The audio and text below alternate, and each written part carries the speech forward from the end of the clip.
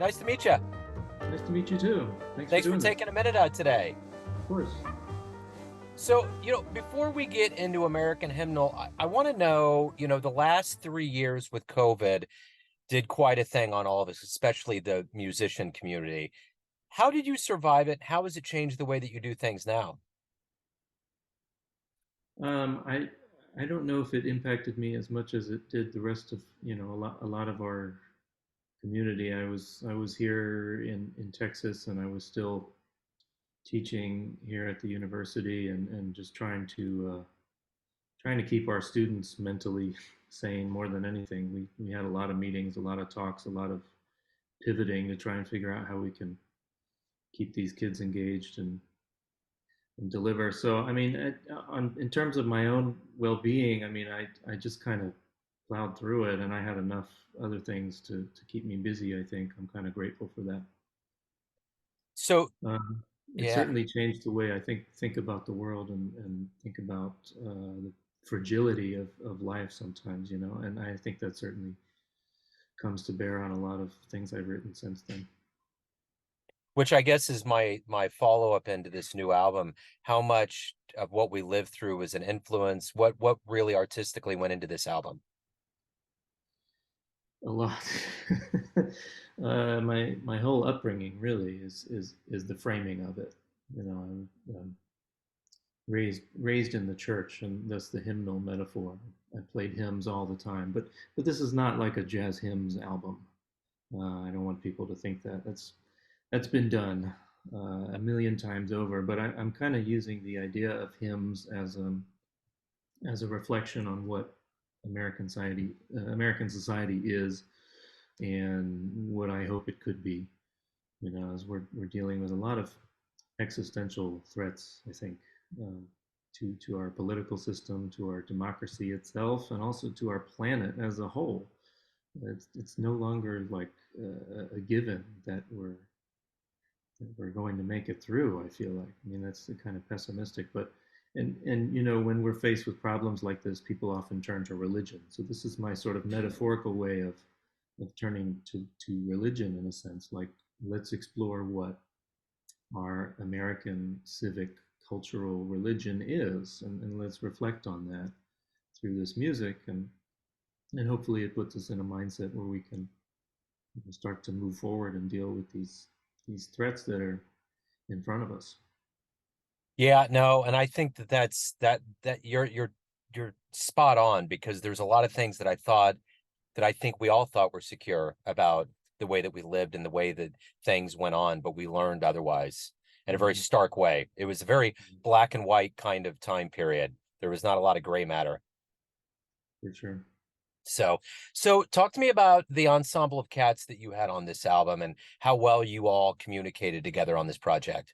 Yeah, I love this band. I mean, well, so the drummer Michael Pilot, the bass player Marty Jaffe, and myself, we go back over a decade. We met when we were, I guess we were college students at the time, and we were all invited by David Baker, the late great educator, to participate in the Steens Institute at the Ravinia Festival, which was like a week-long residency for up-and-coming jazz musicians. And so I met them there, and we got to playing, and I was like, these are my guys. And our paths diverged over the years, and then somehow we all ended up in New York over a decade later. And I said, okay, this is my band here.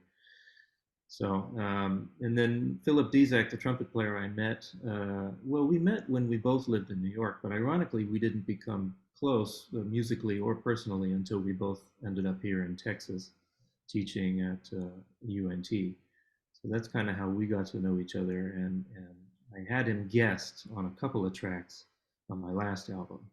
And the vibe was just so great between him, myself, and Marty and Mike that I said, well, we have to do a whole album as a quartet, not just a trio with a featured guest.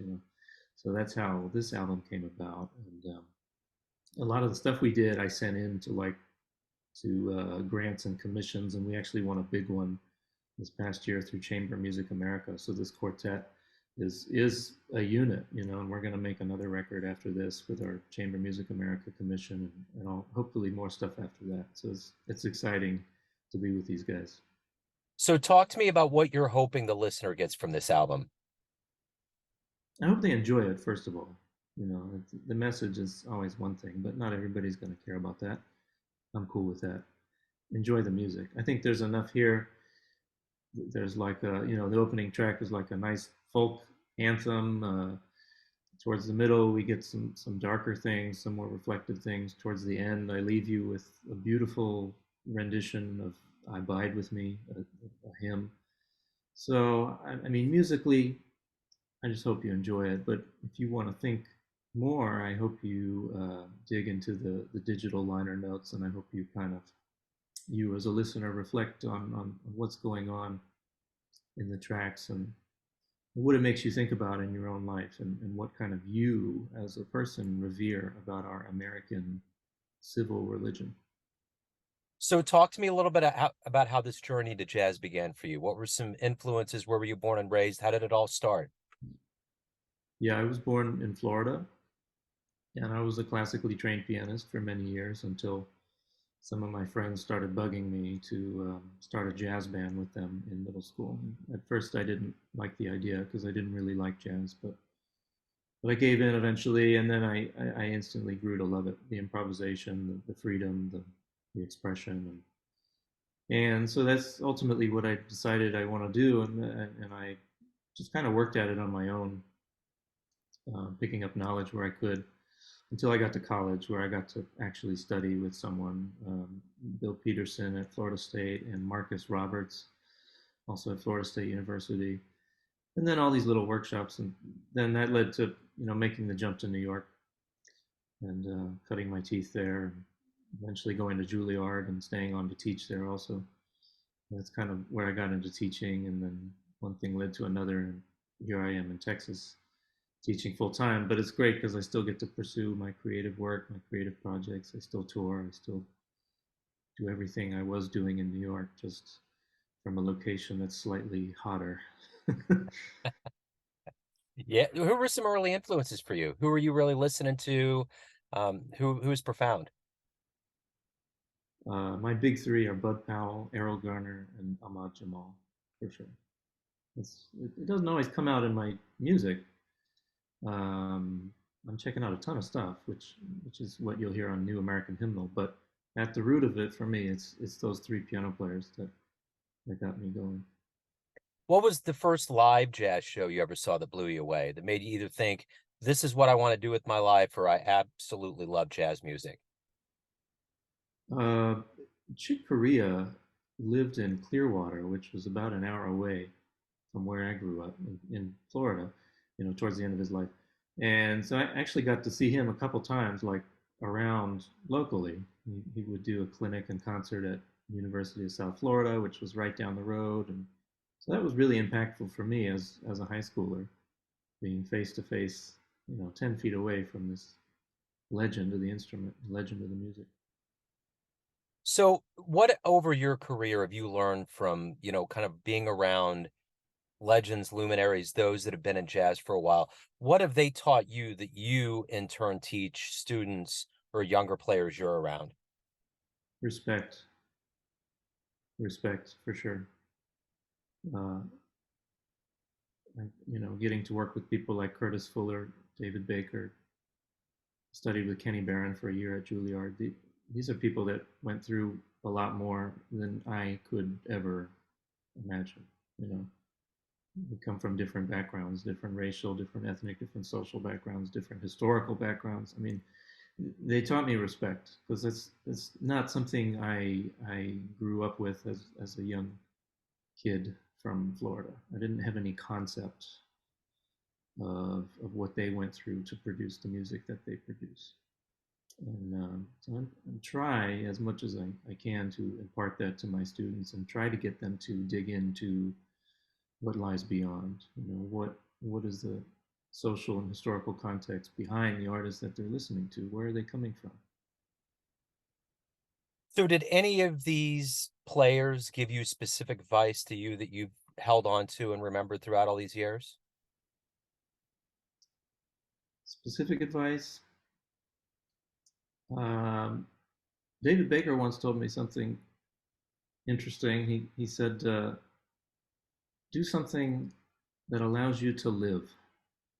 And I think you could take that many ways. And in fact, I reflected on what he meant by that for many years. I wish I could have asked him one more time Hmm. before he passed. I think you could take that many ways, but I still toy around with that idea in my head. Do something that allows you to live. Yeah. So let me ask you this, of all of the facets that go into being a professional musician, from education, composing, recording, live shows, what is it that you look forward to the most? What gets you up in the morning? What propels you through the day? What is it that you look forward to the most? I think the most, I mean, I love performing. I love performing live. It's it's a rush. It's a privilege, really. That's what COVID made me reflect on heavily. Is that the first time I got to play after COVID, I was like, man, I don't care how much money I'm getting tonight. I don't care if I'm in the hole on this tour or breaking even or whatever. Like, this is a privilege. So I reflect on that a lot, and I think that's what keeps me going in all this. Of course, I love to teach, and my students fulfill me every day and inspire me. But it's really a blessing to be out there playing. And you made it very clear that the elder statesman, taught you respect, and you teach that as well. But what is it ultimately that you love about jazz? Why do you love jazz? The freedom of it. I mean, as a kid studying classical piano, I think that's what probably a lot of kids who get into jazz. It's probably what attracts them at first is the freedom. They're allowed to quote unquote break the rules. Of course, you learn later on that jazz has rules, it has conventions, it has things, but at first, that's really refreshing for a musician. So talk to me a little bit about, you mentioned some, Chick Corea and some big names that you've seen, but if you could get into a time machine and go back in time and catch any musician live, where are you going? Who are you going to see? The John Coltrane Quartet, without a doubt. Right on. So everyone out there has a perception of you, family, friends, fans, students, but you're the one in control. What's your perception of you? Who do you think you are?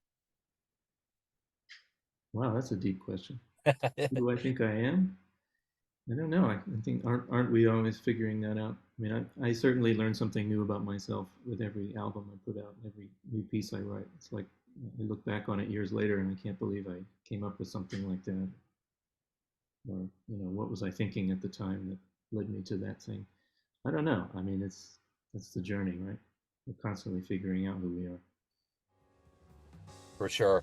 So if anyone out there wants to pick up American Hymnal, learn more about live shows, anything pertaining to your world, where can they go? Yeah, my website, Dave Meeder, that's MEDER.com. I keep it well updated. I'm on top of it. You can buy the album there. You can find it on Bandcamp. You can pre-order it if this comes out before September 8th. All kinds of stuff. You can sign up for my mailing list. I don't spam. I just send little brief updates if I'm in your area. Stuff like that. Would love to meet you. Would love to see you all out on the road. Right on. Dave, thank you so much for opening up about the album and your life and music. I appreciate it. Thanks, Joe, and thanks everyone for listening.